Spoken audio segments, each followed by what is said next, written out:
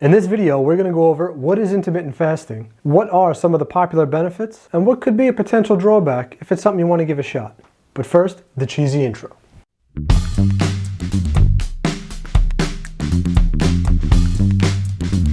Welcome to my channel, guys. Now, if you don't know me, my name's TK. I'm a certified nutrition coach, and having lost over 120 pounds myself, I know what it's like. I've been there, I've tried just about everything, and I'm here to kind of show you guys what's worked for me and will hopefully work for you. Also, do me a favor, guys. If you like these kind of videos and you want to see more like them in the future, be sure to hit like and subscribe below. That way you'll know in the future anytime a new video comes up like this. Alright, thanks. Alright, let's get right to it. So, what is intermittent fasting? Well, let's break it down. First, we have intermittent, which means sometimes. Then we have fasting, which means not to eat. So if you really put them together, you have sometimes you don't eat. It's that simple.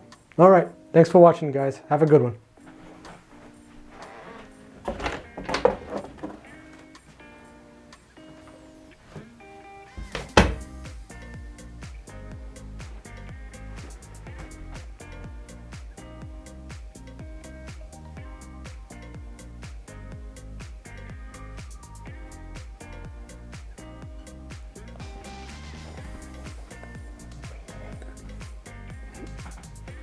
Wait, are you guys still here? Oh, you wanted more. All right, I guess we could do that. Just give me one sec. Now, there are actually a few different types of intermittent fasting methods out there, but the first one we'll talk about, which is by far the most popular and considered by most to be the easiest to do, is called the time-restricted feeding window technique. Basically, this boils down to only eating for a deliberate amount of time each day. The most popular of these is called the 16-8 window, which means in that case, your eating window will only be 8 hours with 16 hours of uninterrupted fasting. An easy way to think of this is, let's say your first meal could be at noon. You could eat that entire time, closing up the kitchen at 8 p.m., which means now from 8 p.m. till noon the next day, you will be fasting. Now, why is this method so popular? Now, what makes this method so popular? That's because of all the methods we're going to talk about. This one is by far the most flexible and consistent, which means that every day we'll have the same kind of schedule or thereabouts. Another nice thing about this method in particular is that it can be really fine-tuned and tweaked to maximize Another nice thing about this particular method is that it can be fine-tuned and tweaked to maximize whatever your particular goals are, which we're going to get into later on in this video. This next method, which is also fairly popular, is called alternate day fasting. Now, what it entails is, just like the name implies, every other day is either a fast day or a feeding day. So basically, for a whole 24-hour cycle, you take in 0 calories. Now, however, the next day, you can eat however you decide to see fit. Now, this is very similar to the third method, which is called periodic fasting, which extends that 24-hour window to whatever you decide to do. A popular periodic fast is called a monk fast, which they usually go for 36 hours or more. Now, while these are really powerful methods, which will reap a lot of the benefits of which I'm going to get into in a little bit, they are quite advanced, and I don't recommend just jumping right into these periodic fasts, as they can be pretty difficult to get into. Okay, so now we know what intermittent fasting is, but why is it worth doing? Now, there are many, many benefits of intermittent fasting, but I've got a hunch that you're interested in it because you heard it can help you lose weight, and you're absolutely right, that's true.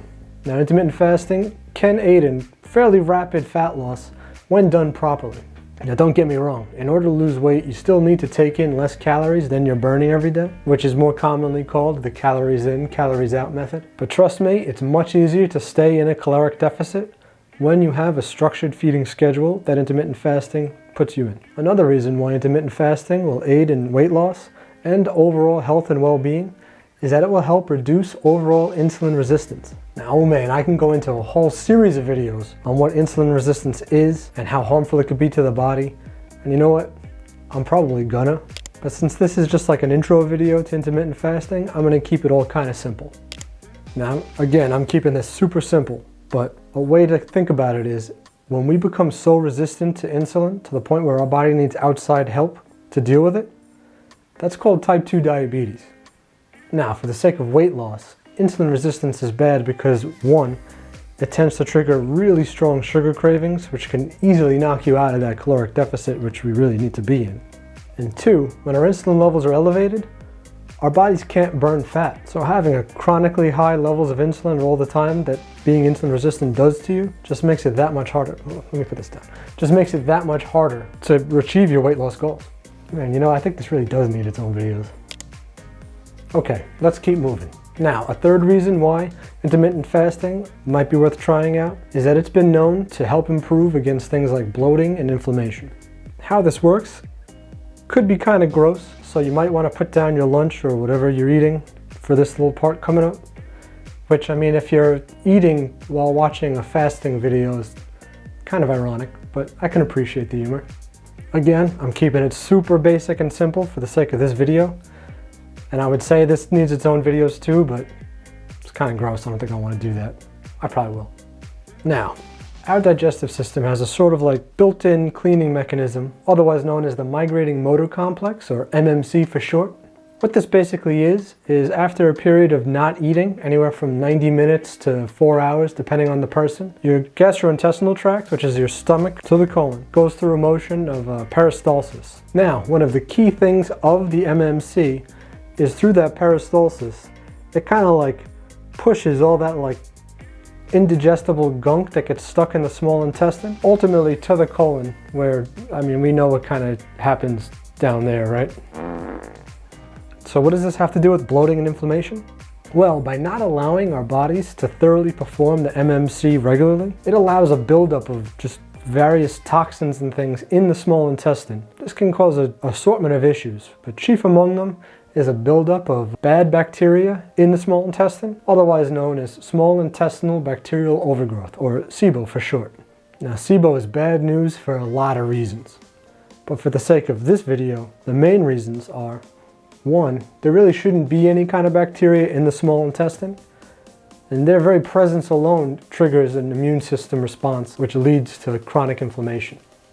2, those bacteria often rob us of valuable nutrients that our body needs, and also in the same process give off harmful byproducts. And 3, as they break down and digest those nutrients that they stole from you, they give off gas.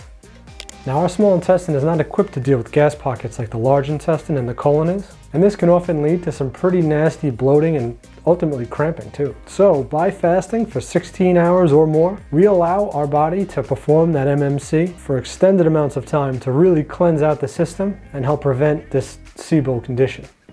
All right, let's talk about something a little less gross, all right? Now, a lot of people enjoy the intermittent fasting lifestyle because of something called autophagy. Now, this again is something that could be a whole series of videos, which again, it's probably gonna be. But basically how the MMC we talked about earlier was the cleaning process of the digestive system. Autophagy is the cleaning process of the cells themselves.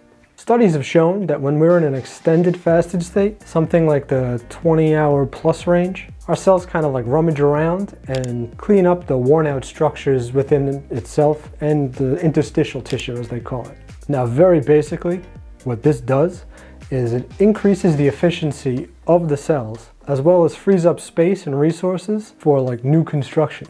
One of the best and most popular perks of autophagy is younger looking and clearer skin. By allowing our skin cells to undergo autophagy and break down worn out collagen protein strands, it can then recycle that collagen or just build completely new strands, which will help bring back elasticity and help smooth out fine lines and wrinkles. Okay, let's shift tracks here a little bit. There's a lot of benefits of intermittent fasting that don't involve our gooey bits too.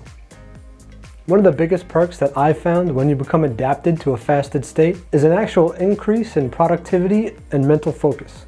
Behavioral scientists believe this is due to something that they call the hunter-gatherer theory, which, in a nutshell, is that when we're in a fasted state, our brains boost its problem-solving center. Those scientists believe this was an evolutionary trait that aided us in finding food when it wasn't just as simple as going over to the fridge. Another great perk is something that I've touched upon in other videos, and I'll leave a little link up there if I remember to. Let's see. And that is, every time we eat is a chance to overeat. Now, why is intermittent fasting a good tool when it comes to this? Why fasting is so great for this is that by setting up a schedule and limiting the amount of times we eat in a day, we can greatly reduce the amount of opportunities there are to overeat, which makes staying in that caloric deficit, which is so essential, that much easier. This seems like a good place to touch on some of the potential drawbacks of intermittent fasting. Well, like I said, that every time we eat is a chance to overeat. Well, if not done thoughtfully, intermittent fasting can lead to habits of binging. What I recommend here is that, especially when you start out, make sure you have a healthy and nutritious meal prepped and ready to go for you the second you break your window. At least in the beginning, I strongly recommend you do not eat with your eyes, as they say, as the portions you select for yourself in the beginning could fairly easily knock you out of that caloric deficit that you're aiming for. And I cannot stress enough how important you make sure you eat nutritious food is. Repeated fasting without taking in nutritious food can result in various vitamin and mineral deficiencies, which is a really bad time. Another reason why nutritious and healthy food is so important when you're intermittent fasting is because our bodies will become much more sensitive when you break a fast. An easy way to put this is, if you think you feel crappy after eating like a number 6 on a normal day, trust me, if you break your fast with something like that, you are gonna regret it.